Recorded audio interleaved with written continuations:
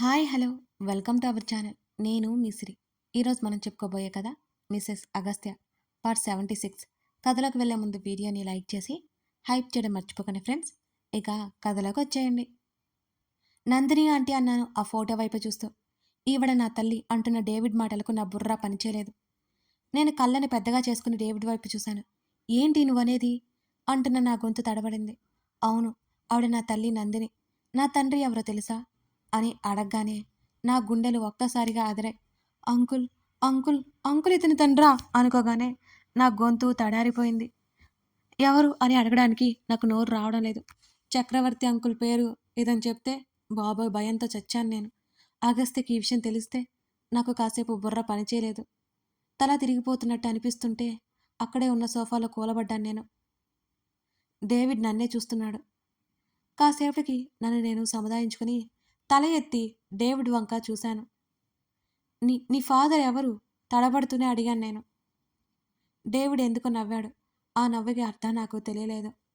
ముఖం చిట్లించి చూశాను. దాని నవ్వుకి అర్థం తెలియక. ఎందుకు నవ్వుతున్నావు అంటే నువ్వు కావాలని మా లైఫ్లోకి వచ్చావన్నమాట. కావాలని అగస్త్యతో శత్రుత్వం పెట్టుకున్నావన్నమాట. కావాలని మా జీవితాలతో ఆడుకోవాలని చూస్తున్నావన్నమాట. కానీ నువ్వు కోపంతో వచ్చావేమో. నువ్వు అనుకుంటున్నట్టు అంకుల్ ఏం తెలీదు. ఆయన నాతో అంతా చెప్పారు. నువ్వు నా భర్తకి చిన్న హాని తలపెట్టినా నేను ఊరుకోను అంటూ టీపాయ్ మీద ఉన్న గన్ చేతిలోకి తీసుకున్నాను నేను ఆవేశంగా. గబుక్కున నిలబడి తన వైపుకి గురిపెట్టాను. డేవిడ్ ఎందుకో విడగబడి నవ్వుతున్నాడు. నవ్వకు, ఈ క్షణమే నిన్ను నేను చంపేస్తాను అంటూ వణుకుతున్న చేతులతో అతని వైపుకి గన్ చూపిస్తూ అడిగాను నేను. మరోవైపు నా కళ్ళల్లో నీళ్లు కారిపోతున్నాయి. అసలే తండ్రి అంటే పడట్లేదు తనకి. అదంతా అగస్త్యకి తెలిస్తే అసలు తను భరించలేడు. మిస్సెస్ అగస్త్య, నువ్విది తేలిగ్గా నా ప్రాణాలు తీయగలవని అనుకుంటున్నావా నువ్వు అంటూ నవ్వుతూ నా ఎదురుగా వచ్చి నిలబడ్డాడు డేవిడ్. దగ్గరికి రాగు, చంపేస్తాను అంటూ తడి ఆరిపోతున్న గొంతుని తడుపుకుంటూ అదే తడబాటుతో డేవిడ్ వైపు చూస్తూ అన్నాను. నీ వల్ల కాని పని నువ్వు ప్రయత్నించకు మిస్సెస్ అగస్త్య అంటూ చేతిని చాపాడు. లేదు, నా అగస్త్యకు హాని చేయాలని చూస్తే నేను ఎవరిని బ్రతకనివ్వను అని అరిచేస్తూ తనని కాల్చడానికన్నట్టు ట్రిగ్గర్ మీద వేలు పెట్టాను. ఒప్పుకుంటున్నాను, నీ భర్త అంటే నీకు చాలా ప్రేమ ఉంది. అరే, నేను చెప్పేది వినకుండా ఇలా చేస్తే ఎలా? వినాలి కదా. అది నువ్వు వాడుకునే వస్తువు కాదు, అదిచ్చేయి అంటూ డేవిడ్ని కాల్చడానికి నేను ట్రిగ్గర్ నొక్కేశాను. అప్పటికే ఒక్కసారిగా డేవిడ్ పక్కకు తప్పుకున్నాడు. బుల్లెట్ నేరుగా వెళ్ళి అదే గదిలో ఉన్న పెద్ద టీవీకి తగిలి బల్లిన పగిలింది. గురి తప్పింది మిస్సెస్ అగస్త్య అంటూ నా చేతిలో ఉన్న గన్ లాగేసుకున్నాడు డేవిడ్. నేను వణికిపోతూ అతని వైపు చూశాను. ఈ క్షణం అతను నన్ను చంపేస్తాడు. ఆ విషయం నాకు అర్థమవుతూనే ఉంది. కానీ కానీ నా అగస్త్యకేమీ కాకూడదు. డేవిడ్ గురించి తనకు తెలియాలి. కావాలంటే నన్ను చంపేయ్. నేను నేను పోతే అగస్త్య ఎలాగో మనిషిలా ఉండడు. ప్లీజ్ తన్నేం చేయకు. తనకివేమీ తెలీదు. తను అసలు ఎవరిని పట్టించుకోడు. ఎవరి జోలి వెళ్ళడు. ప్లీజ్ తన్నేం చేయొద్దు. రెండు చేతులెత్తి దండం పెడుతూ ఏడుస్తూ అడిగాను నేను.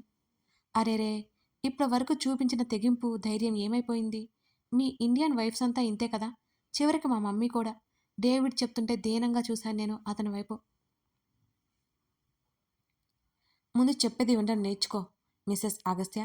నిన్ను మిస్టర్ అగస్త్య ఎలా ఎలా ఎలా భరించాడు అసలు అంటావు. నీకు థింకింగ్ చాలా ఎక్కువ అనుకుంటా. సారీ సారీ, థింకింగ్ కాదది, ఓవర్ థింకింగ్ అన్నాడు డేవిడ్ గన్ను తిప్పుతూ. అంత భయంలోనూ కూడా డేవిడ్ని చూస్తుంటే నాకు ఒళ్ళు మండిపోయింది. వెధవ, వీడికి ఎందుకు నన్ను ఎలా భరిస్తే? నా మొగుడు నన్ను భరిస్తాడో ప్రేమిస్తాడో వీడికి అనవసరం కదా. వెధవన్నారు వెధవకి. అసలెందుకు వీడికి? లోపల పిచ్చిగా పిచ్చిగా తిట్టుకుంటూ బయటకు మాత్రం చాలా మామూలుగా చూశాను డేవిడ్ వైపు. కూర్చో అంటూ సోఫా చూపించి అతను కాస్త దూరంలో కూర్చున్నాడు. ఇతను నన్ను చంపేయడా, లేకపోతే ఇది చెప్పాలనుకుంటున్నాడు కదా, అది చెప్పి చంపుతాడా? నేను ఇతనికి గన్ కురిపెట్టానుగా, డెఫినెట్గా నన్ను ఈ భూమి మీద బ్రతకనివ్వడు. ముడుచుకొని ఒక పక్కకి కూర్చున్నాను నేను.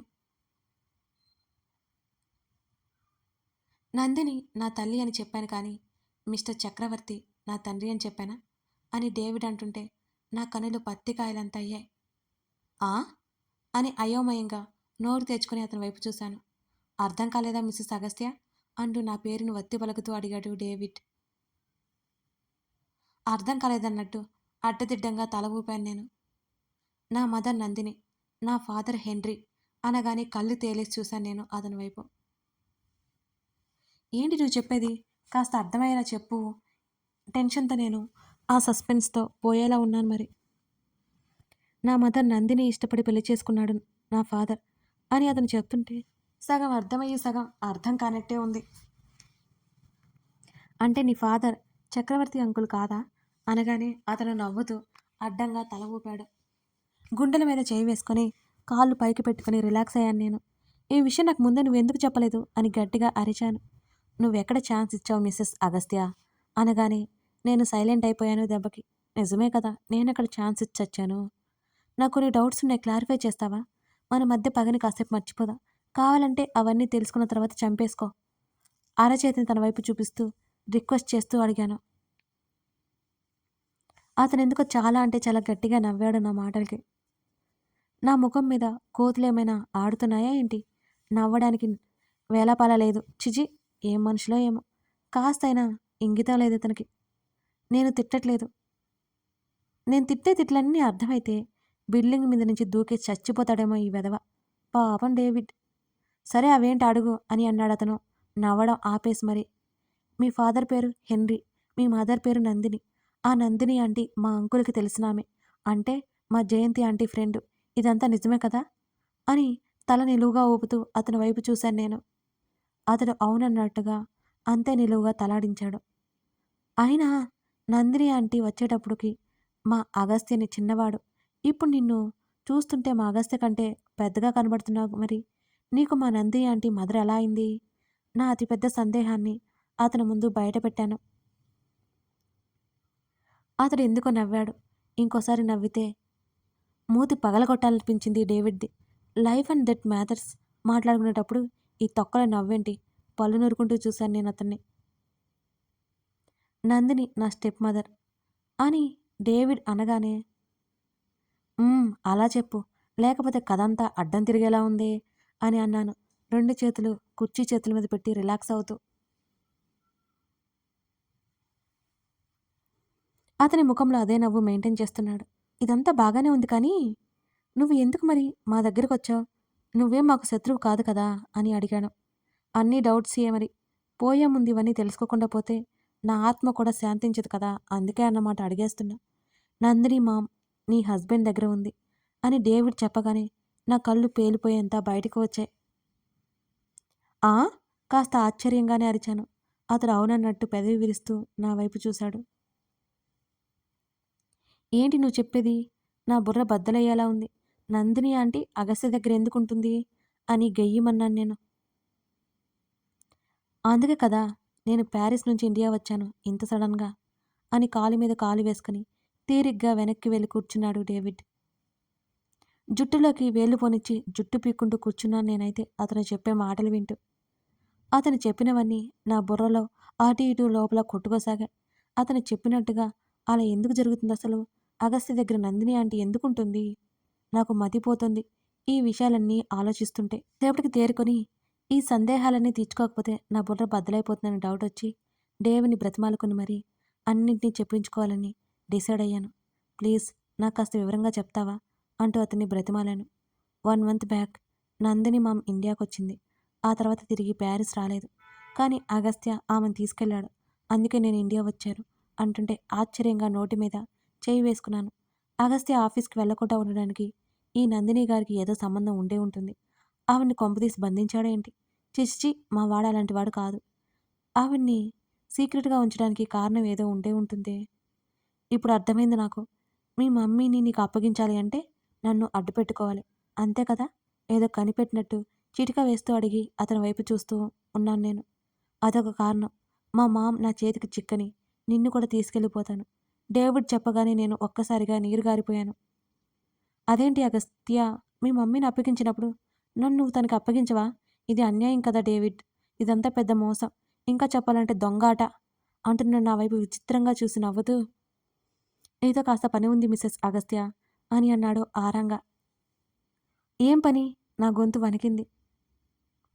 అది నీకు ప్యారిస్ వెళ్ళాక తెలుస్తుంది అని అన్నాడు డేవిడ్. ఇది అన్యాయం కదా! మీ మమ్మీనిచ్చినప్పుడు నన్ను నువ్వు తిరిగి ఇవ్వాలా లేదా? ప్లీజ్ నన్ను తీసుకెళ్ళకు. మా హస్బెండ్ లేకుండా నేను ఉండలేను.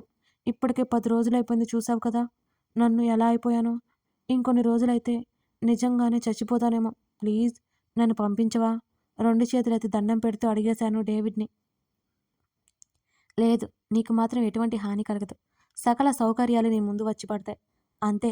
కానీ నిన్ను పంపించడం జరగదు అని చెప్పి ఆ గదిలో నుంచి బయటికి వెళ్ళిపోయాడు డేవిడ్ మహాశయ. నాకు బుర్ర బద్దలయ్యేలా ఉంది అతని మాటలకి. నాకేం హాని చేయడని నమ్మకం వస్తోంది ఇతని ప్రవర్తన చూస్తుంటే. కానీ నన్నేం చేసుకుంటాడు ఇతను? మరి నేను ప్యారిస్ ఎందుకు వెళ్ళడం? నాకు మతి పోతోంది ఆలోచించే కొద్దీ. అక్కడి నుంచి లేచి నేను బయటికి వెళ్ళడానికి అన్నట్టు చూస్తే నందిని ఆంటీ ఫోటో కనిపించింది. ఆమె అంటే తనకంతిష్టమా?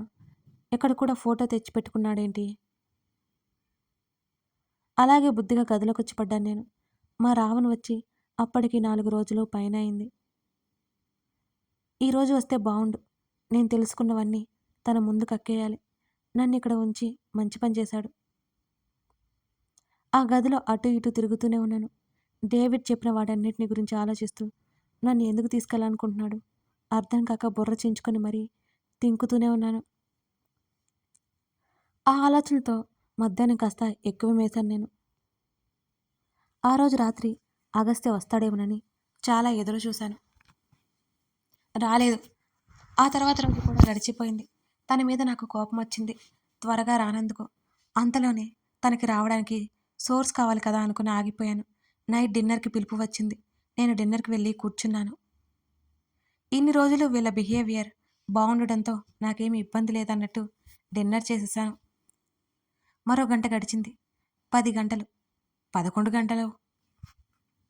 నా కళ్ళు తిరుగుతున్నట్టు అనిపించాయి. అవి నిద్ర వల్ల కాదు. ఇంకేదో అవుతుంది. అదేంటో నాకు తెలియట్లేదు. నేనున్న రూమ్ తలుపులు తెరుచుకున్నాయి. నేను లాక్ చేసుకున్నాను కదా! ఎలా? ఎలా? విలియమ్స్ నాకు మసకగా కనబడుతున్నాడు. తలుపు లాక్ చేసి నవ్వుకుంటూ నా ఎదురుగా వస్తుంటే నా గుండె పొట్టలోకి జారిపోయింది విలియమ్స్‌ని చూస్తుంటే. ఏయ్! ఏయ్! నువ్వేంటిక్కడ? కళ్ళు నులుముకుంటూ తడబడుతూ అడిగాను నేను విలియమ్స్‌ని. ఈరోజు నిన్ను వదిలిపెట్టను అని నవ్వుతూ నా దగ్గరగా వచ్చాడు విలియమ్స్. నాకు విలియమ్స్ మాటలు స్పష్టంగా వినబడుతున్నాయి కానీ అతను సరిగ్గా నా కనులకు కనిపించడం లేదు. ఎప్పుడూ లేని విధంగా నన్ను బాస్ చేత తిట్టిస్తావా? నేనంటే ఎంత అభిమానంగా చూసే బాస్ నీ వల్ల నన్ను పక్కన పడేశాడు అని గట్టిగా అరుస్తూ నా భుజాల మీద ప్రచురిస్తూ మంచం మీదకి తోసేశాడు విలియమ్స్ నన్ను. అతను చెప్పే మాటలు వినడం, అతని చేతలు, అతని కోపం చూస్తుంటే నా గుండె ఒక్కసారిగా జల్లుమంది. నన్ను నేను ప్రొటెక్ట్ చేసుకోవడానికి కూడా నా శరీరంలోని అవయవాలు పనిచేయనట్టు నిస్సత్తుగా ఉన్నాయి. నా చేతులు పైకి లేపి అతన్ని ఎదుర్కోవడానికి చూస్తుంటే అవి లేవట్లేదు. నా శరీరం మరింత మత్తులోకి వెళ్ళిపోయినట్టుగా ఉంది. అంత ట్రై చేయకు. నువ్వు తిన్న ఫుడ్‌లో డ్రగ్ ఇచ్చేశా. రేపు ఉదయానికి నువ్వు నా చేతుల్లో అంటూ నవ్వాడు విలియమ్స్. నాకు విపరీతమైన భయం వేసి శరీరం వణికిపోతోంది. ఇప్పుడు ఎలా తప్పించుకుంటావు నా నుంచి? అతను నాతో మాట్లాడుతూనే కిటికీలు, కర్టెన్‌లు క్లోజ్ చేస్తున్నాడు. డేవిడ్ నిన్ను వదిలిపెట్టదు. అతను నాకేం కానివ్వను అని మాట ఇచ్చాడు అని డేవిడ్‌ని అడ్డుపెట్టుకొని మాట్లాడడానికి ప్రయత్నం చేశాను నేను. బాస్‌కి నేనంటే చాలా ఇష్టం. మొదట నన్ను తిట్టినా, కొట్టినా నా ప్రాణాలైతే తీయడు. అందుకే నేను దగ్గించుకొని తీరతాను అని చెప్తూ నా దగ్గరికి వస్తున్నాడు విలియమ్స్. లేచి పరిగెత్తి అరవాలి అనుకున్నా నా వల్ల కావడం లేదు. మొదటిసారి, మొదటిసారి నా నిస్సహాయతకి నా మీద నాకే జాలి వేసింది. No, no. కష్టంగా లేవబోయినా నా వల్ల కావడం లేదు. బెడ్డంతా తడిమాను. ఏదైనా దొరుకుతుందేమోనని. అసలు కళ్ళే కనిపించడం లేదు నాకు. మెల్లిగా విలియమ్స్ మాటలు సన్నగా వినబడుతున్నాయి నాకు. అగస్త్య నన్ను చూడ్డానికి వచ్చేసరికి నా ప్రాణాలు ఉండవు. ఈ మలినమైన శరీరంతో నేను తనకి ఎదురుపడలేను. ఏం చేయాలి? ఏం చేయాలి? ఈ విలియమ్స్‌కి నేను దక్కను. నా కళ్ళలోంచి నీళ్లు కారిపోతున్నాయి. చివరికి మాటలు కూడా రావడం లేదు. నా శరీరం నా ఆధిపత్యం కోల్పోయినట్టు మరింత నిస్సత్తువగా మారిపోయింది. విలియమ్స్ నా చేతిని పట్టుకుని విసిరివేయడం నాకు తెలుస్తూనే ఉంది. అతను దగ్గరికొస్తున్నట్టు నాకు అర్థమవుతూనే ఉంది.